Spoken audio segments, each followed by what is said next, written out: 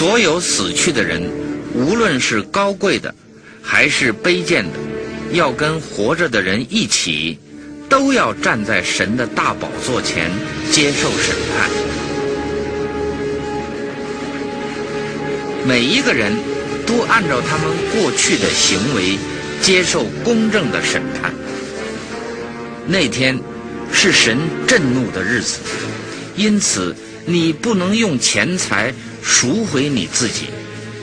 至于那些胆儿小而不敢相信我的、失信的、行为可恶的、杀人的、淫乱的、行邪术的、拜鬼神偶像的、说谎话的人，他们的结局是被丢进燃烧着的硫磺火海里。凡是名字没有记录在生命册上的人，也都被投入火海里。这火海就是地狱。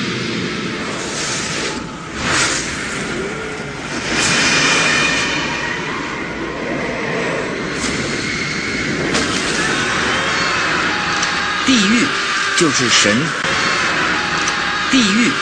是神为魔鬼和他的使者所预备的不灭火海，永远的惩罚。